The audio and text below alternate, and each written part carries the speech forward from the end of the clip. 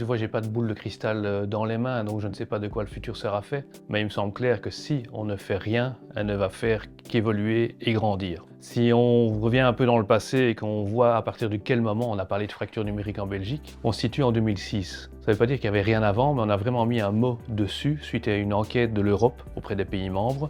Et donc en 2006, on a déjà décelé une fracture numérique en Belgique. Dans le monde, c'est déjà en 1990 qu'on commence à parler de fracture numérique dans les pays africains, où là le matériel était complètement dépassé et obsolète. Donc ça dure depuis un moment. En Belgique, ça fait donc 16 ans maintenant que la fracture existe. Alors il y a des petites actions qui sont faites à gauche et à droite, il n'y a pas encore, ça se prépare, mais un plan global qui rassemble toutes ces actions-là pour lutter contre la fracture numérique. Donc des choses sont en place pour éviter qu'elles s'agrandissent, mais si on ne le fait pas, effectivement, c'est inévitable. Elle va continuer à grandir et à englober plus de 18%, vu qu'on est actuellement à 18% des Wallons et Wallonnes qui sont fracturés au niveau numérique.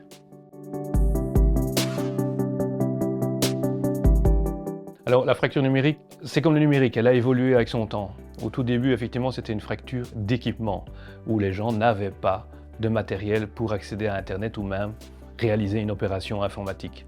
Si on se cible uniquement là-dessus, il n'y a plus de fracture numérique véritablement. Parce que si je reprends les chiffres de notre baromètre de maturité numérique des citoyens de l'année passée, eh bien 96% des ménages wallons sont équipés numériquement pour un ou plusieurs matériels. Et 94% ont une connexion Internet. Donc ça veut dire grosso modo que l'ensemble des Wallons sont équipés. Ça c'est la fracture de premier niveau. Et je parlais d'évolution de la fracture, elle est passée vraiment de l'équipement vers une fracture des usages. On s'est rendu compte que c'est bien d'avoir un ordinateur, mais si on ne sait pas comment l'utiliser, ça ne sert à rien. Et donc effectivement, dans le baromètre, on utilise beaucoup les usages, les formations, les compétences numériques qu'ont les Wallons, voire même la maturité numérique qu'ils ont vis-à-vis du numérique. Et on se rend compte que le taux de compétences a tendance à augmenter. Donc c'est bien, c'est positif. Mais quand on va un peu plus loin, on se rend compte que 33% des Wallons sont demandeurs et exigent des formations au numérique pour améliorer leurs compétences. Donc on a quand même un tiers des Wallons qui se rendent compte que leur niveau de compétence n'est pas suffisant pour utiliser le numérique au quotidien. Et le plus flagrant, c'est que la moitié de ces 33%, ce sont des jeunes. Donc là, il y a un gros signal qu'effectivement, au niveau des usages et des compétences, on n'est pas dans une certaine classe d'âge. On parle souvent des seniors qui, eux, sont les plus fracturés. Il n'y a pas que eux. Il y a pour l'instant, dans chaque tranche d'âge, un nombre important de personnes qui sont susceptibles, si on ne fait rien, d'être fracturées à un certain moment. Ça, c'est le deuxième niveau de la fracture.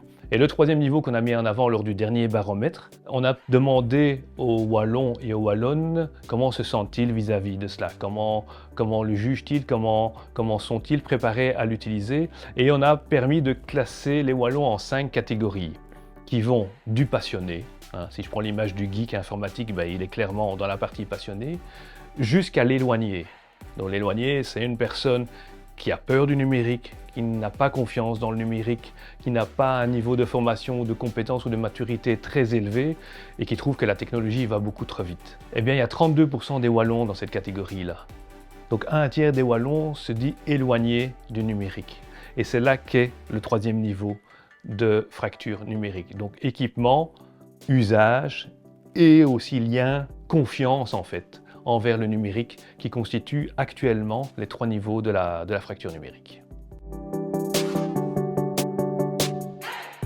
Je crois que la première cause, c'est le manque d'éducation. On le voit avec les jeunes. Effectivement, ça ne sert à rien d'aller donner du matériel à quelqu'un qui n'en a pas si tu n'as pas un service d'accompagnement à côté pour le former à utiliser ce matériel. Et les jeunes, effectivement, les fameux digital natives, on se rend compte que tout compte fait, ça n'existe pas vraiment. Oui, c'est des jeunes qui adorent utiliser le numérique au quotidien. Quand il s'agit d'être véritablement passif, à partir du moment où il faut réaliser concrètement quelque chose sur un ordinateur, sur une tablette ou sur un téléphone, c'est beaucoup plus compliqué que cela. Et là, ils rejoignent les autres catégories d'âge au niveau de l'utilisation du matériel proprement dit. Donc il y a vraiment un gros problème d'éducation à ce niveau-là. Alors, si on parle du pacte d'excellence qui arrive actuellement dans les écoles fondamentales, le numérique est inscrit maintenant dans le cadre de l'ensemble des cours. On verra si c'est suffisant, s'il ne faut pas encore accompagner cela d'autres formations, mais en tout cas, il y a des pistes concrètes d'amélioration à ce niveau-là en matière d'éducation. Et si je prends les autres catégories d'âge qui sont déjà sorties de l'école, il y a toute une sensibilisation au numérique à faire. Si tu prends le cas des banques qui ont décidé de se dématérialiser complètement, elles ont quelque part, au moment où elles l'ont fait, complètement oublié les gens à qui elles s'adressaient. Et donc il y a toute une partie des clients qui n'utilisaient pas le numérique au quotidien, qui se sont retrouvés obligés du jour au lendemain à utiliser un outil numérique pour lequel ils n'étaient pas formés. Donc il y a une sensibilisation continue à faire sur l'intérêt du numérique dans notre quotidien, quels sont ses avantages. Tout n'est pas rose bien évidemment, mais il y a énormément d'avantages à utiliser le numérique dans nos quotidiens. On le fait souvent même sans le savoir. Et donc, parce que le numérique évolue, il faut continuellement revenir sur le métier pour sensibiliser les gens et les informer sur ce que le numérique peut leur apporter et répondre à leurs besoins propres.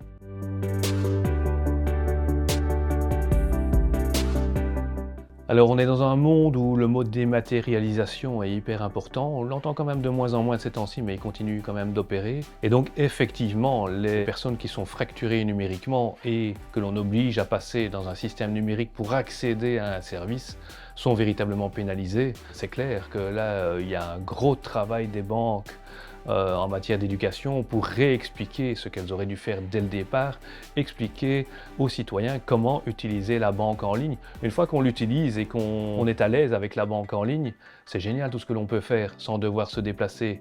Mais effectivement, le manque de contact humain, d'interaction avec une personne au guichet, on a de plus en plus de mal à trouver un bon contact dans nos villes pour aller chercher de l'argent, ce qui oblige à avoir une carte pour payer dans les magasins ou une carte Visa.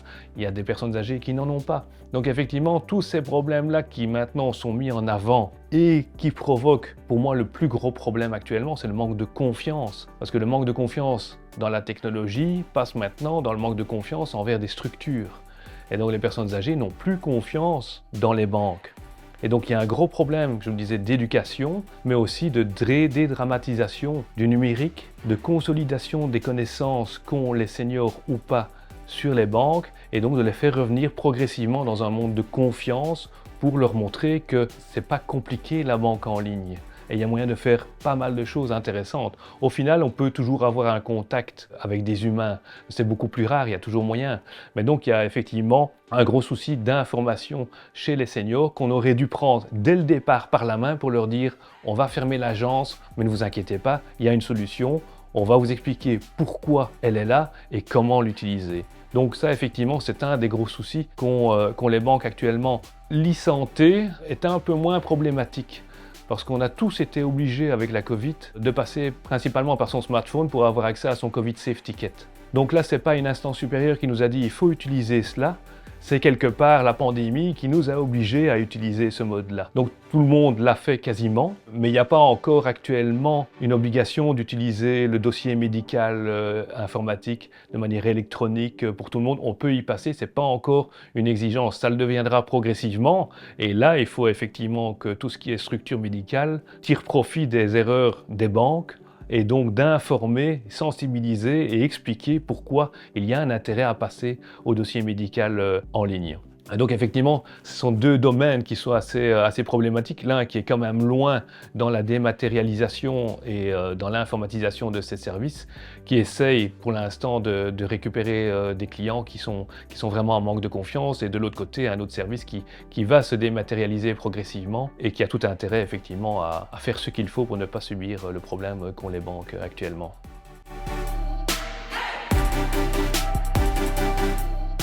Bon, on parlait de dématérialisation, je ne vais pas répéter ce que je viens de dire. Il y a quand même encore un gros problème actuellement dans la plupart des structures administratives et qui concerne l'accessibilité des plateformes et des sites web. À l'heure actuelle, on ne trouve plus une commune où il n'y a pas des choses prévues pour les personnes à mobilité réduite. Je parle du bâtiment physique. On a mis des plateformes d'accès, on a mis des ascenseurs, mais personne ne s'est interrogé, tiens, est-ce que notre site web il est accessible à tout le monde ? Et là, on se rend compte que non. C'est très compliqué pour quelqu'un qui n'a pas l'habitude d'utiliser un système informatique de devoir y passer sans en être formé. Et donc, là aussi, À cause du Covid, on a tout ciblé les efforts sur la dématérialisation des plateformes. Pour contacter la commune, il fallait aller sur le site web de la commune. Mais on ne s'est pas demandé, tiens, est-ce que c'est facile d'y entrer dans notre site web? Eh bien non, l'accessibilité pose quand même un gros problème actuellement. Et on y travaille à l'Agence du numérique pour faire en sorte effectivement de donner des recommandations pour améliorer l'accessibilité des sites web. Il faut que l'expérience utilisateur soit bonne pour que les gens aient envie d'y aller et d'y revenir. Sans quoi on continuera effectivement à avoir des personnes qui refuseront d'utiliser les systèmes informatiques.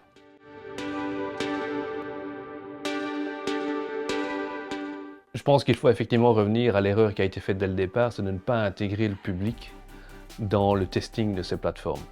Dès qu'on réalise un site web ou une plateforme qui est destinée à un public, il faut le tester avec des gens du public. Concrètement, ça permet de mettre en avant effectivement les problèmes d'accès, les différents obstacles que l'on parfois ne voit pas quand on crée une plateforme. Et donc il faut revenir à un testing de ces plateformes avec les personnes en fracture numérique. C'est vrai que c'est généralement pas elles que l'on prend pour tester les plateformes, mais voilà, prenons-les et voyons véritablement où pose problème. Il y a de toute façon toute une série de règles qui sont à respecter pour s'adresser à tous les publics lorsque l'on crée un site web, et voyons déjà si ces règles-là ont été respectées, et je suis sûr et certain que non. Donc l'accessibilité ne concerne pas seulement les personnes en fracture numérique, mais les personnes qui ont des problèmes visuels, des problèmes auditifs, s'il y a du son dans des vidéos ou quoi que ce soit, bien voilà, il y a un ensemble de règles à respecter et on pourrait faire un audit des sites des institutions pour voir effectivement où corriger l'erreur.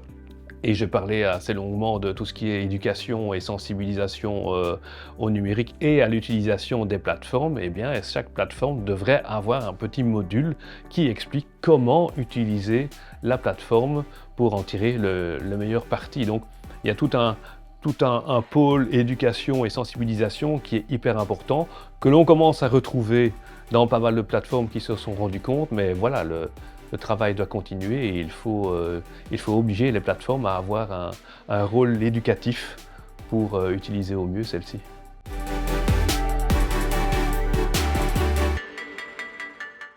Alors j'ai déjà parlé plusieurs fois du baromètre de maturité numérique des citoyens. C'est un outil sur lequel nous travaillons tous les 2 ans. Le dernier date de l'année passée. Donc ça nous permet d'avoir un instantané assez précis des relations entre le citoyen et les citoyennes wallonnes et wallons vis-à-vis du numérique.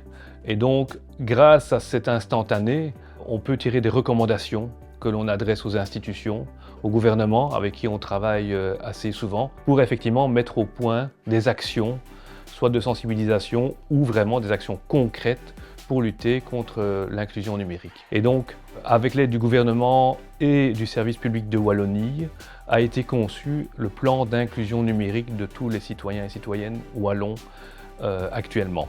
Et donc c'est un plan qui se lance actuellement, doucement parce que c'est une grosse machine. Il est décliné en 14 actions et on couvrira tout le spectre de la fracture numérique avec ces 14 actions.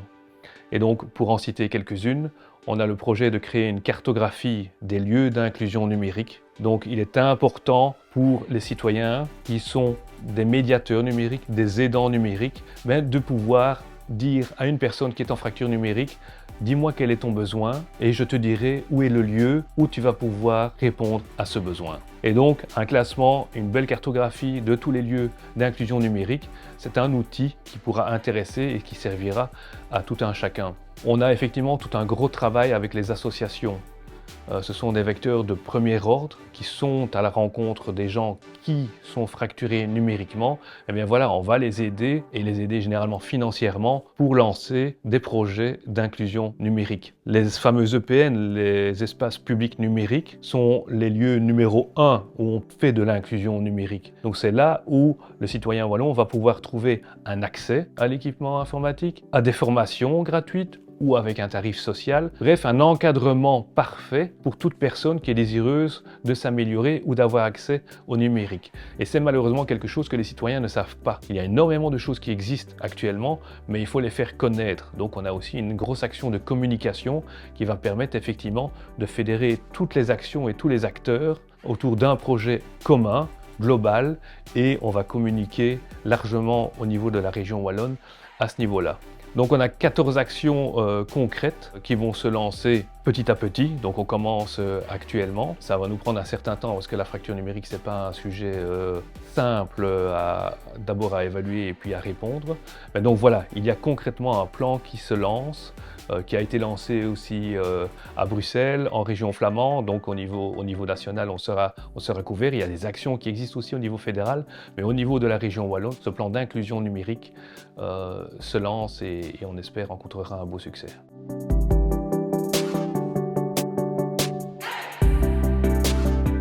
Je dirais tout d'abord qu'il ne faut pas être honteux. Il faut s'accepter tel que l'on est, et si on est fracturé numérique, c'est qu'il y a des raisons. Donc il ne faut absolument pas être honteux de son état. C'est la première chose. Il ne faut pas avoir peur du regard des autres, parce on peut souvent être vite critiqué. Fracturé numérique, c'est devenu un handicap à part entière. Donc il n'y a aucune honte à l'être. La deuxième chose, c'est que si une personne en fracture numérique a un besoin et veut effectivement s'y mettre, il y a des solutions qui existent. Il y a des lieux où l'inclusion numérique se fait. J'ai parlé des espaces publics numériques, mais il y en a d'autres.